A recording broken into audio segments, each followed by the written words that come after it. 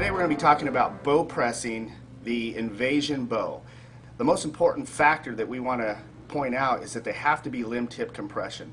That is essential to not damaging your equipment and being able to change draw lengths and work on the bow in the most efficient way. We want to mention three of many presses that are out there. That was one of them. This is a Last Chance Easy Press. We have from Apple Archery, they have the Eliminator and Evolution, both phenomenal presses designed to do limb tip compression, and Sherlock as well. On the Sherlock press, you want to make sure that you use your limb tip compression adapters that they have for that. One additional point that we want to make when you're using a couple particular presses, the Sherlock for one and some of the Apple presses, they come with pins that stabilize the riser or will hold down the riser. And one of the points of location that we want to make sure that we point out to you is that those pins, as you set your limbs into whatever the limb tip compression device is, the pin is in the press to support the riser. We want to make sure that those pins are placed on the riser somewhere and not on the limb. On our conventional bow like a Destroyer 350, again, it needs to be on the riser, not on the limb. Otherwise you leverage against the limb and damage can happen. What we want to talk about now is actually putting the bow in the press. The three presses that we mentioned before, they all have some type of fork that is applied to the limb. On our bows we have what's called a pillow block, which is a bearing system that the axle is pressed into that's mounted on top of the limb fork. So the first thing you want to do, which all those presses have, is set the proper width. So as you can see right now that they're a little bit too narrow for the width here, and it's a real simple process of being able to set those to the proper width. You can slide your bow forward over the pillow blocks. Now what you're looking for is you're looking for clearance once you relax the tension on this bow to be able to rotate these cams. So you actually want these forks to meet those pillow blocks, and it gives you ample room to move around. Again, you want to keep in mind that your cam is not getting too close to the bottom part of the press right here. But after you've got that situated and set to its proper width, and also the proper forward and back positioning, then you're good to go. This particular press I'm working on right now is a Last Chance Easy Press. I've already set my width.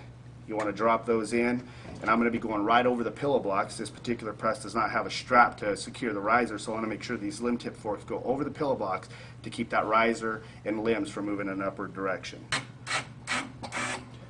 So now that your bow is secured in the press, it's pretty simple. This particular model has a foot pedal down here, and so I'll continue to apply pressure. It brings these limb tip forks in, and again, you're pressing from the limb tips, which is the point that you can do the least amount of damage to the bow. If you think about it, when you're drawing your bow, that's what happens. You're drawing it from the limb tips are coming in together as you're drawing it, and it relaxes the string. So you'll notice at that point, as I pressed it, I went just enough to relax the flex guard. String cables are loose. I still have proper tension on here. It's not so loose that things are falling off. This gives me the ability now to change draw length, or to add a peep sight, or maybe to tie in a static line from a fall-away rest. Right now what we're going to do is we're going to take this particular bow and we're going to set the draw stop and the rotating module in a position to allow this bow to accommodate a 27-inch draw length. And you'll notice that I'm not actually detaching the loop from the cam on the side facing me. I don't need to do that. If you have your peep sight set, for an example, it won't allow you to loose twist.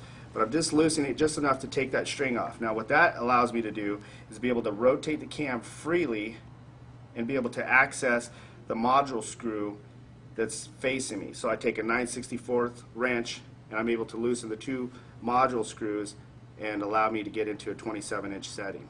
Now I want to point out that all of our bows have what we call a rotating mod system. Very advantageous to the end user for resale.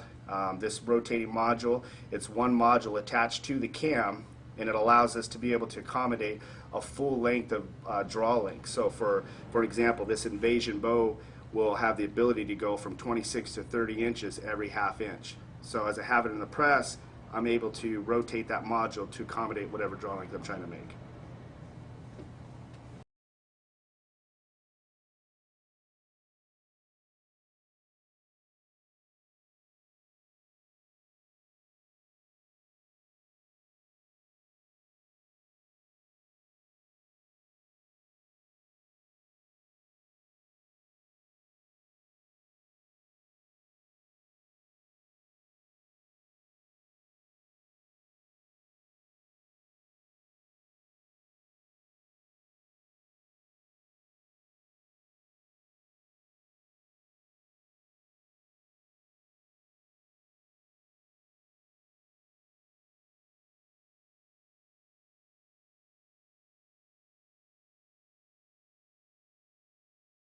Here's a very important thing that we want to point out. Let's just say you want to change your string and cables. For me, maybe I want to put a set of pink string cables on this bow.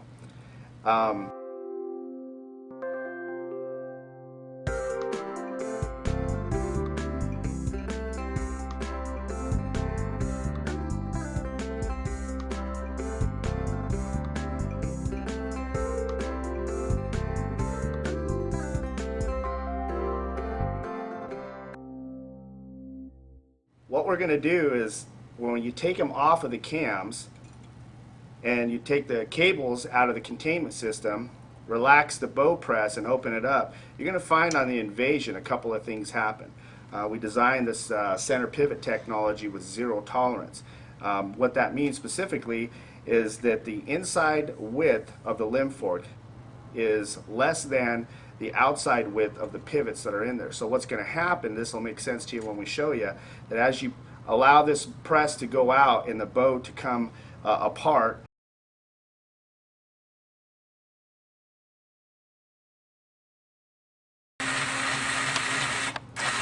at this point you're going to notice the pivots are starting to come out of their resting place, out of the pocket right in here. You're going to start feeling the tension in the limbs. The limbs, by default, when they're taken off of tension, want to become straight and rigid. So I'm going to continue to relax the limbs out without the string and cable. These limbs are going to pop off the pivot system. So you're going to notice that. So what we're going to show you is a very important method to be able to get the bow back on when you change it. You're going to have this happen. Your pivots will come out of the press. They'll come out of the pockets.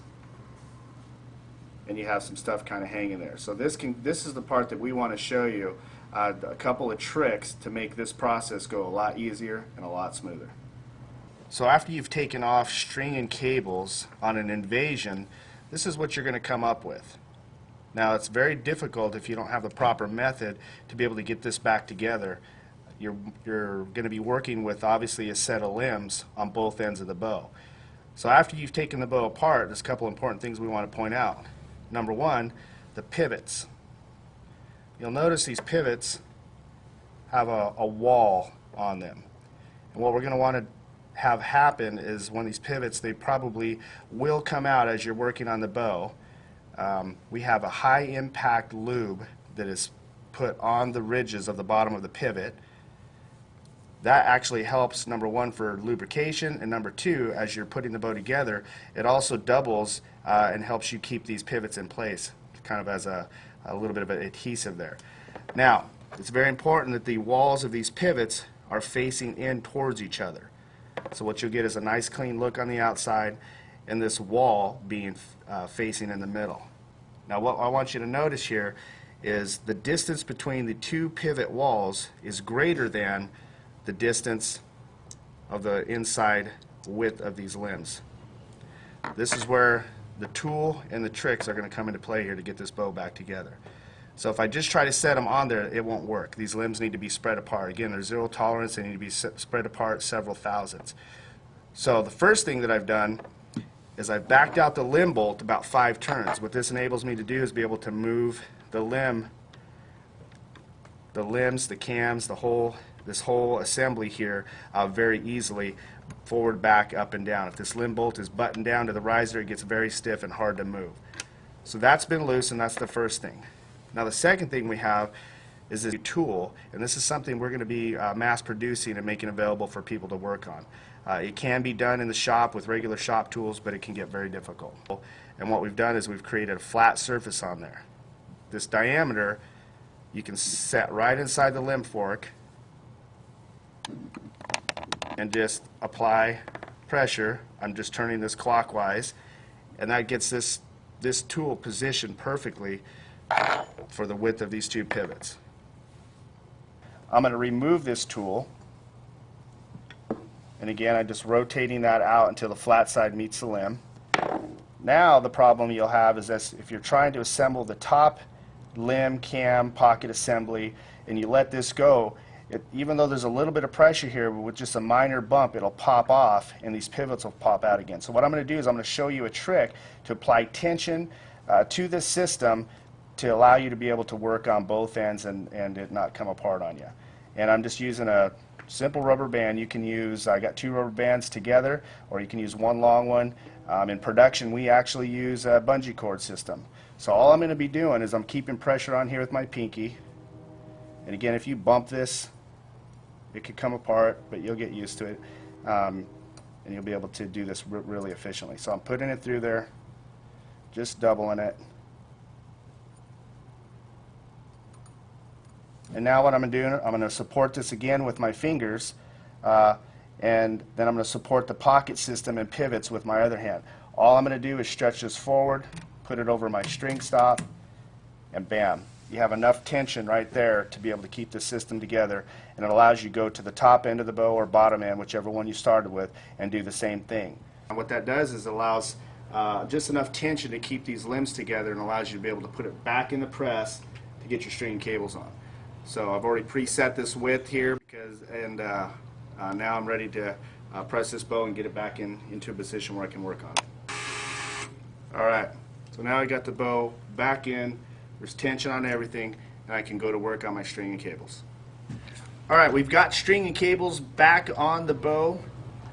One of the things that you want to really pay attention to at this point is making sure visually that the bus cables are going into their proper positioning, that the ends of the split bus are over your pulleys and in their proper location in the slots that are machined for them. Same with the string. You want to follow your string visually all the way around, making sure that it's in the track. So after you've done that, one of the things I like to do is on this particular bow, look at the flex guard. Make sure that the pivot's in the flex guard and nothing has come apart. Now at that point, you just add a little bit of tension, just like you're drawing the bow, and it's just enough. If you give it a couple really light pulls, if something was out of whack, you're going to feel it come off. So again, just applying a little bit of tension after you've visually checked that everything's within its tracks, it's a kind of a safety method to see that everything is going to stay together. At that point, you just relax the bow press, and you're good to go. Again, before I ever draw the bow, I'm looking at each cam, first with the string, following it down visually and with my finger to make sure it's on the track, that the loop is secured on the post. Then I do a visual check to the cables, make sure that the split bus, again, are in their pulleys. I check my single end or closed loop end of my bus cable to make sure it is also on the post and in the track on the cam that it's designed to be. You want to do that before you ever draw the bow. So that concludes our tips and tricks. Hopefully it helps you out, and now this bow is ready to shoot.